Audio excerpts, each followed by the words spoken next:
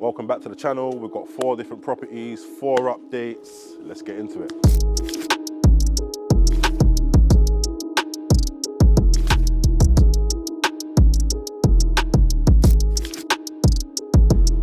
Right, so we're back at 91 DL and we're just gonna give you an update.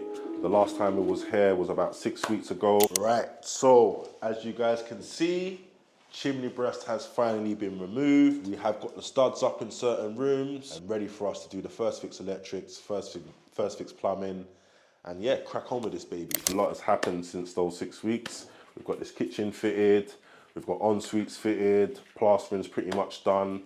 We're just doing a bit of snags and this should be ready to hand over to the client next week. So I don't know if you guys remember in the last video, I was telling you that we're gonna fit an grade A LD1 fire panel.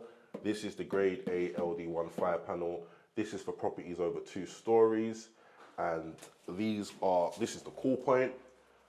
That thing there that's wrapped up is your sounders. And that's what you've got to do. You've got to make sure you've got the correct fire safety bits or the property won't get signed off. So again, we've got fire doors, door closures, smoke alarms, and so on and so forth.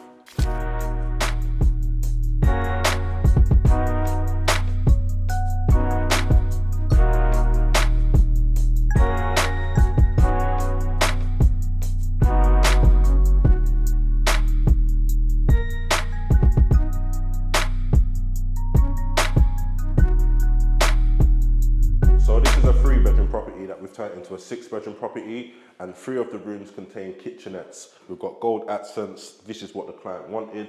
I selected the kitchen, but the client has selected, you know, the accents, the fixtures, and so on and so forth. In the bathrooms, we've gone for black shower cubicles with a green aqua panel. They wanted white sinks. Again, the aqua panels have shocked me. They look pretty cool. Right, this project has not been easy. We've had plasterers that's walked out on us. We've had dodgy structural engineers that were hired by the client initially. So we've had loads of setbacks, but you know, we've been resilient, we've kept pushing, and you know, we're nearly there. I was just having a chat with my builder, and both of us are saying, look, we just want to get out of here. I'm gonna have to push them back till Friday. Nearly there. I've been saying it. It's motivation, bro. Yeah, we've done well. You know, I love my team. You know, without them, we can't make things happen. We've done well. The next time you guys see this, it's gonna look absolutely incredible.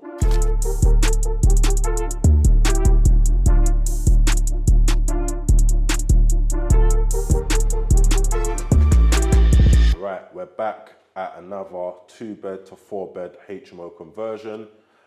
This one is going to go to social housing. Client has contacted me because they needed a bit of consultation, a bit of reconfiguring, and obviously where I've worked in social housing, I've got a lot of expertise in this field, so I've helped the client out to get this one ready for social housing. Any of you guys looking to do, you know, a HMO conversion for social housing, drop me a message, I'll be happy to help. Right, so this is a 2-bed that we're turning into a 4-bed. It was really tight, but me being me, I reconfigured the space, and we're gonna put a bedroom here. And I know some of you at home are probably thinking, how's he gonna turn this space into a bedroom and make it compliant? Well, I'm gonna pop a window into that wall there, because on the other side of that wall is, you know, the alleyway. So that's gonna be your bedroom. This is your hallway that leads to the bathroom, and that's how we've reconfigured the area up here. And then we're gonna reconfigure downstairs and put 2 rooms downstairs, and that's your 4-bed HMO. So sometimes, guys, all it takes is just a little bit of thinking outside the box, and then you can make it happen. So some of you at home are probably wondering, what's all of this? Well, we've had a damp proofing course done in this property. Reason being is there was a lot of damp. It was atrocious. I don't know if I can find some footage. If I can, I'll put some footage on the screen so you guys can see a before, and obviously you can see how it looks now. So we've done the damp proofing course. Now it's ready for the plasterers to come in, skim, and then yeah, get the show on the road. Yeah, everything's looking good in there, bro. Yeah. It's getting there slowly. It's just damp proof course and everything, isn't it? You've done well. 2 weeks. It's about prep work in this place, yeah. 2 weeks, isn't it? 2 weeks. We've had the roof done. We've cleared the place out. Done the damp proof course. Knocked walls out. Stud works are up. Done a lot in 2 weeks. You have. So you've sourced it, you're carrying out the refurb. Yeah.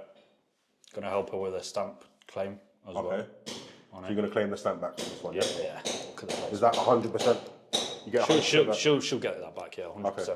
On this place, the damp-proof course, look at the electrics, the boiler, everything. So you've sourced it for her, Yeah.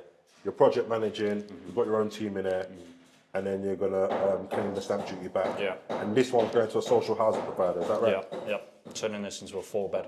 4-bed. Yeah. Okay. How's the process been? Smooth so far, Yeah? actually. Yeah. Is it like a normal cost too much. HMO conversion, or is it a bit more? Is there a bit more things you need to do because it's for social housing? Or? No, so you need to do more things. Obviously, you've got to have the emergency lighting, the interlink smoke alarms. Make sure the rooms are big enough as well. So most areas are like 7 square meters a room. This council, this borough, it's 8 square meters. Okay. Minimum requirement. So, but yeah, as long as you know your stuff and you know what you're doing and you've got a good consultant helping you out. Thank you. Yeah, cool. And it makes the process a lot easier, doesn't it? So.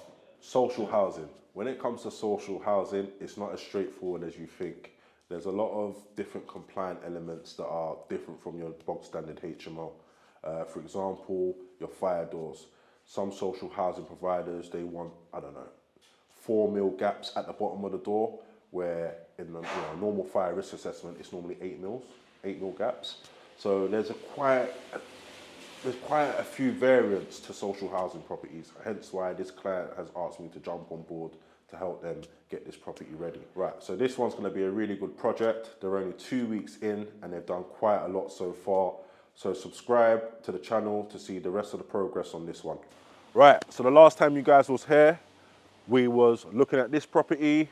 It's all occupied now, fully let. And then I showed you this property. And the last time I was here, it had a for sold sign outside. I didn't have the keys, but now we've got the keys. So have a look inside.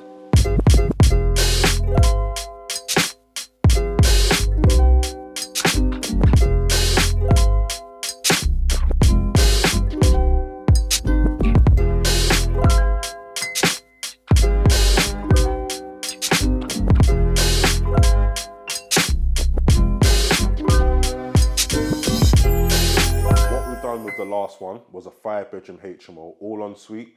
This one, we're planning on doing a 6-bedroom HMO, all en suite.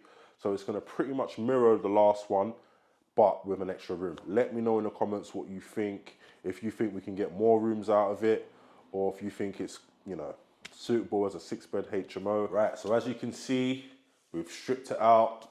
I'll call it a parcel strip, because obviously we've still got rads on the wall and all the rest of it. But we're pretty much nearly there in regards to the strip out. We're still waiting on the structural engineer to give us our calculations so we can crack on with the main work. My last video, the comments. So a lot of people were unhappy with me creating HMOs. So I'm a developer, yes, and I do develop HMOs. Reason being is we have a housing shortage in the UK. So supply and demand, there is a shortage of houses. I can see that there's a demand there, so that's why I develop HMOs. The HMOs I develop, they're always done to a nice standard, so we always take in consideration the end user. So we also, we make sure we have kitchenettes in the property, we make sure en suites in some cases, and I do my best to make sure the people that are moving in can be proud of the home that they live in. So I've lived in a HMO. The videographer that's filming, he's lived in a HMO. There's lots of us out here that have lived in HMOs. There's nothing wrong with them. I think the bad stigma around HMOs, I think people need to drop it, because people need somewhere to live. People need a start in life. There's another thing, HMOs, some people that are fleeing domestic abuse, some people fleeing, they've just moved out of home, they're young, they need somewhere to live. They're the sort of people that go into HMOs. You've got working professionals, your doctors, your nurses, the people that save our lives that live in HMOs. So I think before people start writing comments about HMOs, have a quick think, because there's always someone in need that needs these properties.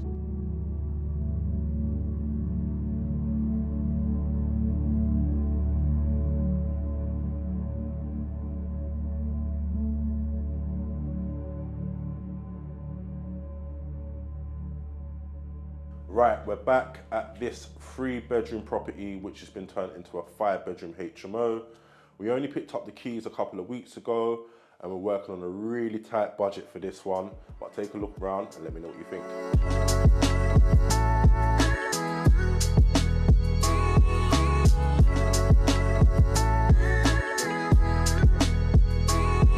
So like I mentioned, we're working on a tight budget for this one. The refurb here came in at £40,000, which means we really had to push the boundaries and figure out a way of maximising the budget. We've gone back to brick in certain areas, we've done damp proofing, this property has had a whole new rewire, so we've got emergency lighting, smoke alarms, heat detectors, so on and so forth. We've done replumbing in certain areas because we had to install new rads. And the kitchen, we're gonna keep the kitchen. I know some of you are thinking, keep the kitchen? Yes, we're gonna keep the kitchen.